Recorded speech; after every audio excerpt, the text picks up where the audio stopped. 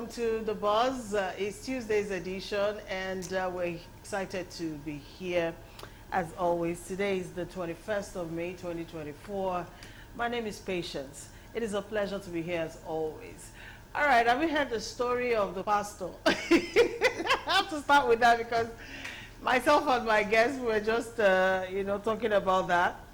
Anyways, have you heard the story of the pastor who refused to refund or return the money his church member, sent to him in error? So the church member, was supposed to send 100K to the pastor as tithe, all right? And he made a mistake and sent 1 million. So when he discovered the error, he called his pastor. I said, please, the tithe I wanted to pay was 100K, but I erroneously sent you 1 million. Can you please refund the 900K sent to you in error? And the pastor refused, saying it is now God's money. Okay, on that note, let me welcome Mazi Chinedum of your heart to the table this afternoon. He's a retired banker. He's also a chartered administrator and is joining us as a public affairs analyst. Mazi, good afternoon to you. Why are you laughing? Good afternoon, Madam P. Welcome to the show. Thank you for having me. Okay, all right. So, it's now God's money, it has entered the pocket of God, so it can't come out again. No, that's not God's money. It's not? No. Oh, okay. No. I would have thought. I discussed it on that platform this morning, and I did say that if the pastor actually knew what is called tithe, it's 10% of your income. Yeah. It's not more than, some pay more than 10%, but then it's 10% of your income, your gain or your salary, something like that. It's not 10% of your maybe loan or whatever project money. It's 10% of your gain. So if peradventure a member of his church mistakenly transfer 1 million naira, and later on said, Pastor, please, I mistakenly transfer 1 million naira against 100,000. Please, it's obligatory for the pastor to return it. If actually the pastor understands what the Holy Book says about tithe, it said, bring you all your tithe into the storehouse so there will be food, there will be meat. And that tithe is talking about is 10% of your income. So it does not say the totality. The pastor is in error by saying God does not accept money like that. It's not. I remember August last year when I was in a good situation, beautiful situation. I was buying some things. I mistakenly transferred 300,000 naira to buy this Ankara for my people, and it's supposed to be 30,000 naira. So it was even the man that said, Mazobio, please you send me 300. I said no. It was when I went through my statement, I discovered he quickly returned it. Then another scenario was a widow who requested 2,000 naira for her to eat. I was touched by that. I sent 20,000. I didn't know. I wanted to actually send 2,000 naira. You can be mistake of the fingers. So I sent 20,000 naira. I discovered. I called Madam, please. You requested for 2,000. I've sent you 20,000. Please, can you return 18,000? He said yes, she will. And she actually, I said return it now. She immediately returned that 18,000 naira. What I did was I sent it back to her. Honesty, trust is key here. So the pastor that said no, it belongs. God does not accept money like that. God does not accept money by error. No, so that's it's an error. When somebody says it's an error, it's an error. First off, if the man wanted to pay his tithes, that means it's 10% of his income. So I'm assuming he made 1 million, which is why he sent 100K. So he erroneously sent all the money. So what are you now saying as the pastor? He's not going to feed, he won't take care of his family if he has one, he won't pay school fees, he won't pay, because the money has entered your pocket. He has to be arrested. Please, we have to draw a line between what is spiritual and what is not.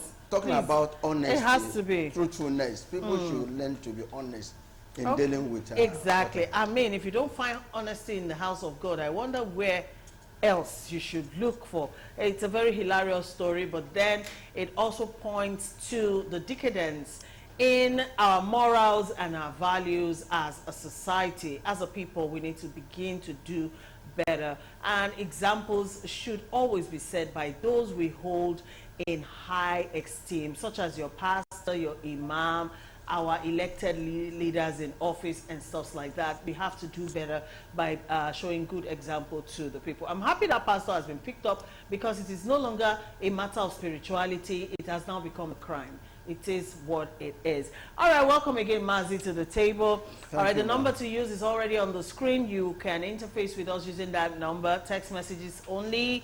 God bless you. And quickly, let's go into our package today. Let me just mention that we might also have Ari on the show today. Let's keep our fingers crossed and hope you'll join us on the program. All right, so quickly, let's go to Iran for a moment. Of course, we all know what happened on Monday in Iran.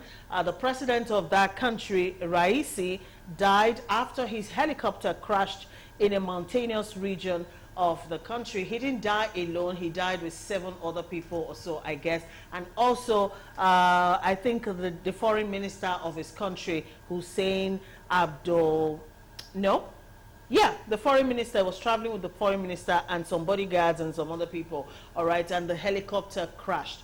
So, to that effect, the supreme leader now, the now supreme leader of Iran, Ayatollah Ali Khamenei, has announced 5 days of mourning for the late president Ibrahim Raisi. So the 5 days of public mourning and also offering of condolences to the dear people of Iran. That's according to the official statement. So that country actually is mourning right now. World leaders, including the president of the Federal Republic of Nigeria, Bola Ahmed Tinubu, has sent condolence messages to that country on the sudden and untimely demise of their leader. While this is trending online, there's still ongoing investigations, all right, because even though the remains of the helicopter has been found, but then proper investigations have to be carried out to ascertain the cause of the crash of the helicopter, even though there are fingers pointing to many places at this point in time. The U.S. being top on that list, even though the U.S. government have come out to deny knowledge of what happened with the helicopter. But of course, you know that with U.S. sanctions and all of that on Iran over the years and all of that, helicopter parts of aircraft and all that is no longer sent into Iran, which means their air transportation, even before this crash, has been in deplorable situations. So I guess you get the picture, which is why U.S. is being actually fingered in this particular case. So 5 days of mourning, starting from yesterday, Monday, in Iran has been declared. While all of this is going on, some Iranians around the world in a video are seen celebrating the unexpected passing of President Raisi. All right, that's so sad. We've had a similar case before, you know, when somebody from here in Nigeria also passed on a leader, and Nigeria celebrated. I think... let's just roll that video as we speak. All right, go ahead. I think my condolences to the Iranian government and the family of the president. But one thing that worries me, why is it that his people are celebrating? And I remember sometime, somebody, one of our head of states here, I think Abacha, died. Everybody wrote out drums and dancing. That shows the disconnect between the leadership of a country and the masses. Assuming this man had been doing very, very well, his people wouldn't have been celebrating even over his death, which means they'd be wishing him to go. I think something we have to learn about. Be good to your people. The Bible says, use your ill-gotten wealth to make friends to your, for yourself, because in the days of trouble, these people are going to stand by you. So our leaders should copy from that, that even you, who is there now, if you are not good with your people, people will celebrate when you die, because death is inevitable. It can come at any time. So I think we should learn a lesson. Even myself, talking from here, I should be very careful how I live my life.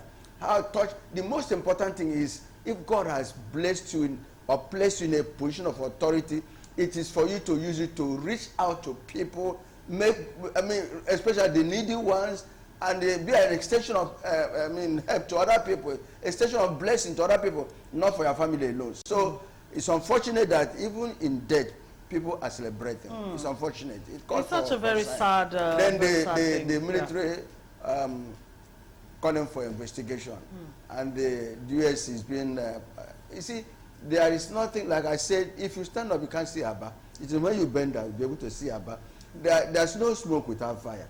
But let us keep our fingers crossed, because nobody is sure. We have not had any clear evidence of accusing them. But then the hand is that of Esau, but the voice is Jacob. That's of Jacob. Thank you. All right. So, like I mentioned, it's just conspiracy theories here and there. There's been no conclusive report on the ongoing investigation into the helicopter crash yet. It's unfortunate, really, how, people in that country can actually celebrate after the demise of their leader. But then, like Mazi has said, the people will only react, to your death according to how you... Yes, you'll be remembered by what you have done. That's whether it. good or bad. I recalled when Sonny Abacha died, of blessed memory. I was in the university. I think I didn't know what was going on because I was writing an exam at that time. So after the exam, we came out of the exam hall, and then I saw people all over the street carrying palm fronds and dancing on the streets of Ekpoma in Edo State. Yes, I went to Ambrose Ali University. And after that, there was another person that died. It was... Yeah. So I was wondering what's going on. All right, so I had to start asking, what happened? What happened? What happened? The way everybody were dancing and singing and jumping up. And then they told me that the head of state at that time had passed on. I'm like, and everybody's dancing, so till date, that remains in my memory because it was shocking. Yeah, Madam P, remember I said sometime like that, no condition is permanent. None. You can be Mr. This today, tomorrow you can be Mr. This. When you are living, life is temporary.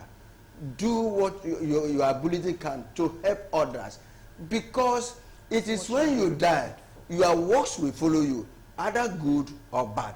So I think it's a lesson to those of us living, that we should be conscious of the fact that one day we will leave this planet Earth. Okay. And what comes after us, as Solomon say, everything, all these things, you looked around, vanity upon vanity. Thank you, Mazi.